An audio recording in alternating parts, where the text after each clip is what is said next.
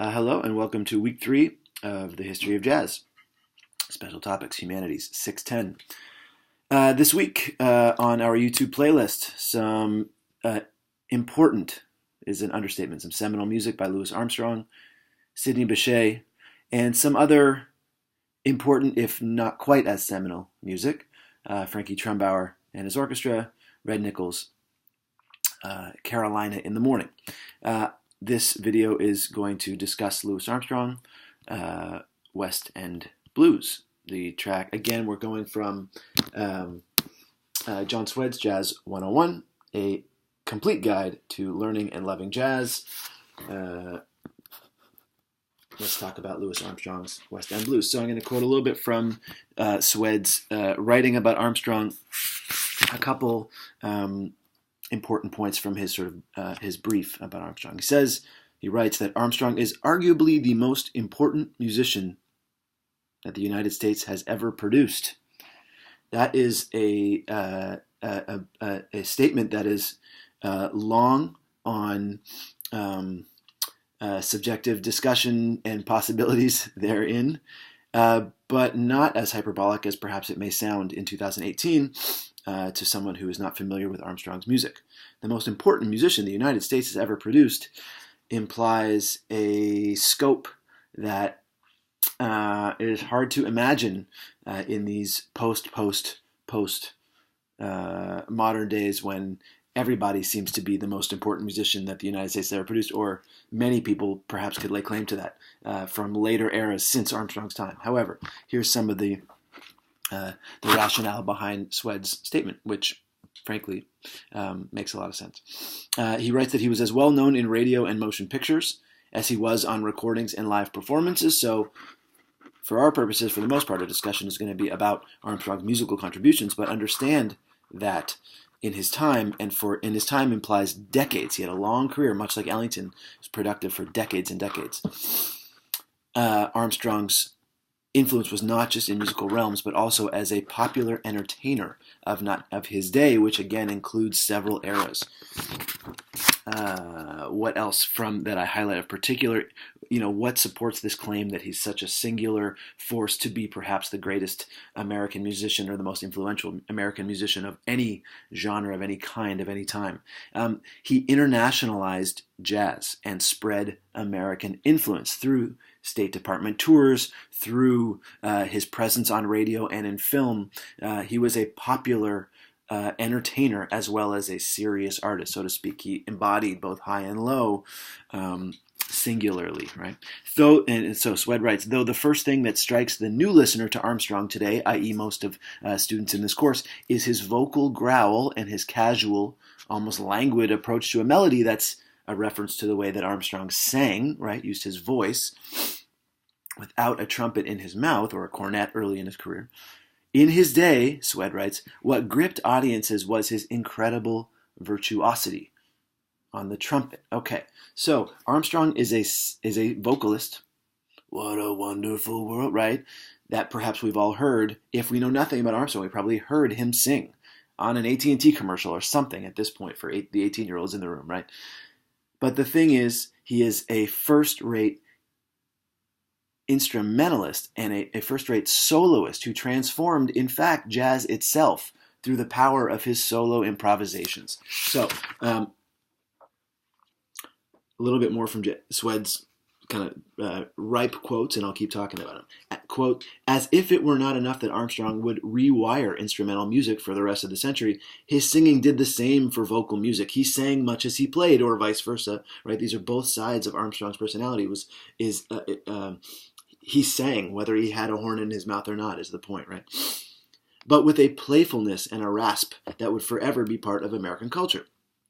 Though he was not the first to do scat singing, i.e. singing where you're using vocables rather than actual identifiable words from the English language. Excuse me. That was not scat singing.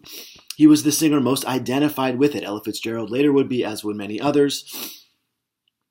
He, more than anyone, made vernacular speech a part of popular song. Check that out. Vernacular speech means words that are in the English language that we may or may not find in the dictionary until they become so codified that we do eventually.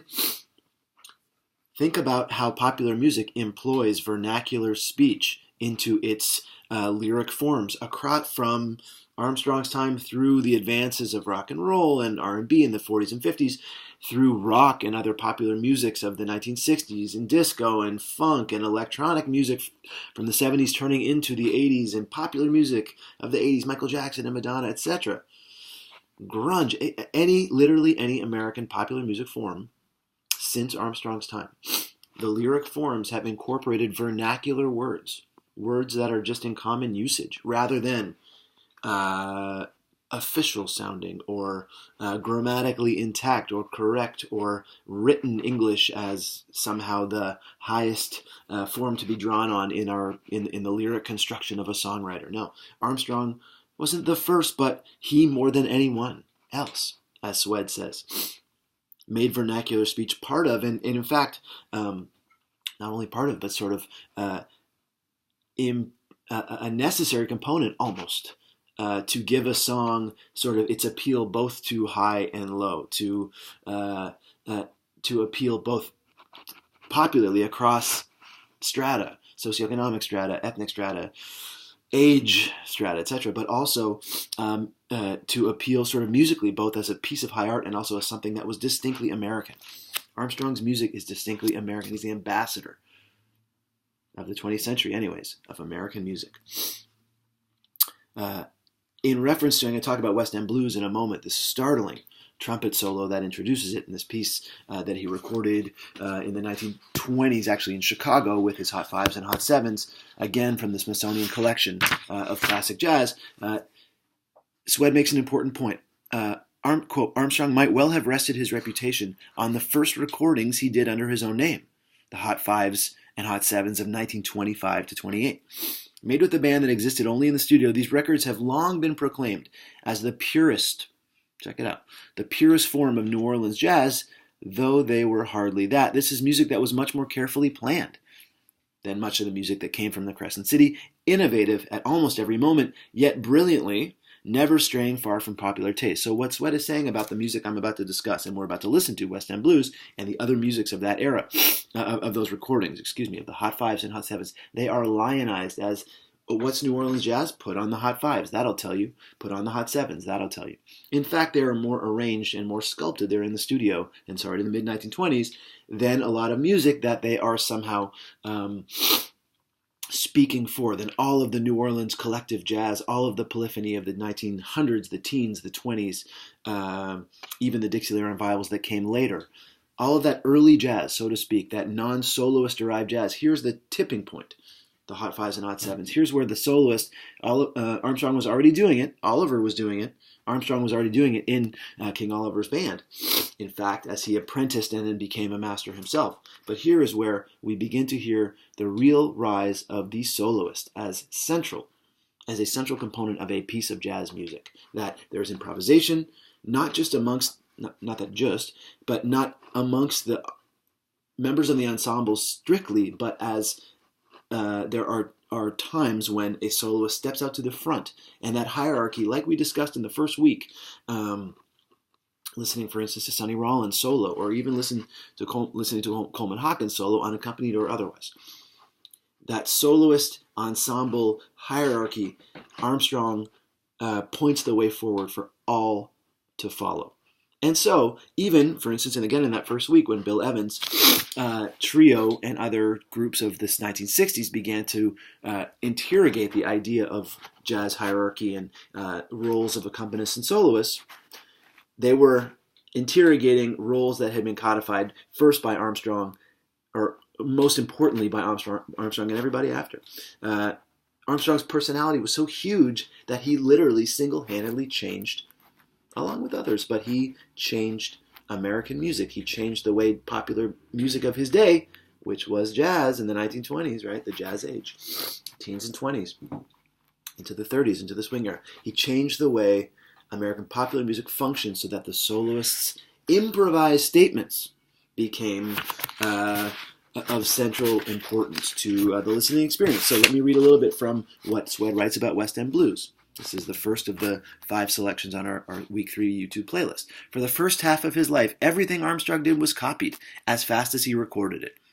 But this 1928 recording of a 12-bar blues was especially riveting for trumpet players who struggled with it for years. From the very first, Armstrong announces that no matter how new what he's playing is, he will play it with complete confidence and poise. His opening, out-of-tempo, unaccompanied solo sets a pattern for what's to come, starting with 4 simple quarter notes.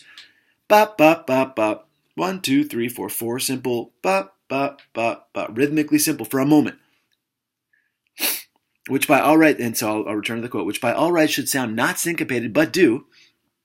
He moves through 8 bars of increasingly complex figures, rising to a peak and then spiraling downward, changing the beat as he goes. Every solo of his that follows, whether played on the trumpet or sung, remember we're saying it all comes out of his voice, whether there's a trumpet or not in front of his mouth, has the same simple to complex balance pattern, using ideas first stated in that brief introductory solo. On the last chorus, for example, choruses again are sections of song, the harmonic pattern of a song, whether it's 8 bars or 12 bars, in this case 12-bar blues, or 16 bars or 32, whatever. A chorus, or any number of bars, those are the standard amounts usually in jazz. Any number of bars, the harmonic structure starts on a chord, ends at whatever chord it ends at, and begins again. That's a chorus. Not verse-chorus, but rather verses and choruses are all referred to, or thought of as choruses, meaning they're sections. A chorus is another word for a section, let's say. So what it says here on the last chorus, on the last section, for example, Armstrong rises quickly to a high B flat and holds the note for almost 4 bars. Ba, 2, 3, 4. When the strain of the note's length and elevation is at its maximum, he releases it, lurching downward again and again with a rhythmically free phrase that he first stated in the middle of the opening solo. This is music that is extraordinarily orderly, Swed writes, balanced and elegant, and yet, like the very finest jazz, always full of risk and surprise. If some of the other musicians in the group disappoint, there are often complaints that basically anyone Armstrong played with was never really at the level he was at, whether it's the group in the hot 5s and 7s, these great recordings, or any recording ever made. Those are arguable assertions, but anyways, they only serve to underline Armstrong's achievement at this point in time. So what Swed is pointing out here, in the context of a somewhat standard 12-bar blues here, now I'm going to introduce 12-bar blues, right? A blues form takes on many things. The blues is many things, but a 12-bar blues form, as it was codified in the early 20th century, essentially, is 12 bars long and cycles over and over. 1, 2, 3, 4, 2, 2, 3, all the way to 12, 2, 3, 4. The chorus starts again. The section starts again. The 12 bars start again. The harmonic skeleton of a 12-bar blues, broadly speaking, starts on the 1 chord, on the tonic, on the home note. Whatever the key that song is pitched in, whatever scale that song is pitched in, that 1 chord, Roman numeral I, 1, big I, major, small, lowercase I, minor, either way, the 1 chord, the home, the feeling of home. The song begins there. It goes there for 4 bars. 1, 1, 1. I'm counting bars, not chords. And then the 5th bar switches usually to the 4 chord. The most important place, or one of the 2 most important places, let's say, that harmonic motion moves away from the tonic to the 4. Bum bum bum bum bum bum bum bum 2 dun dun dun dun dun 3 dun dun dun dun 4 dun. Here's the 4 chord dun dun dun dun dun dun dun dun, back to the 1 chord dun dun dun dun dun dun dun, and then most commonly 5 chord, 4 chord, to the 1 bar 12 ba-da-da, to the top. That's blues. That's 12-bar blues chorus. Typically, there are a million versions of it. It's describing that harmonic motion.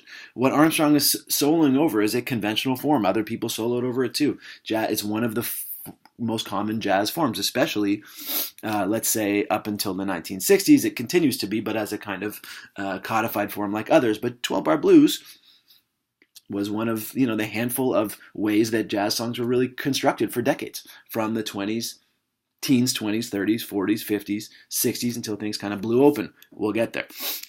But so what is he saying about that kind of conventional form? That the force of Armstrong's improvisation carries it. The song is fine. It's a beautiful song. But from the very beginning, this open, out of time sort of opening cadenza, essentially a trumpet unaccompanied solo statement, da da da da da da da da da da da da da da da da da da ba ba ba da da da da da bum ba yum dum and we're into the tune, that opening solo statement already knocks us on our back. There's nothing we can say about that, the strength of that music, besides stand there, mouth agape, aghast. Even 100 years later, we hear that and we're like, that is a powerful solo statement. It's true.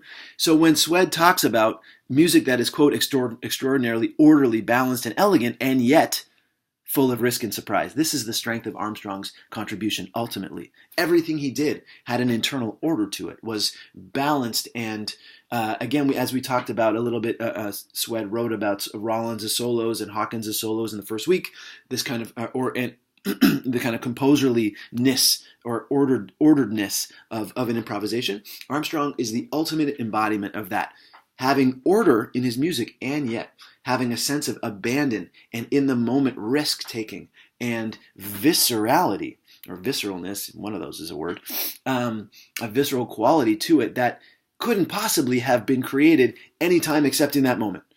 It could have been worked out in the practice room and thought about, and there are some riffs in his solos. Like everybody, he has a language that he quotes himself often, especially over decades. But there's a freshness in his solo approach that pointed the way forward for everybody. This is why Louis Armstrong is the singular American musician of all time, certainly of the 20th century. Louis Armstrong, West End Blues.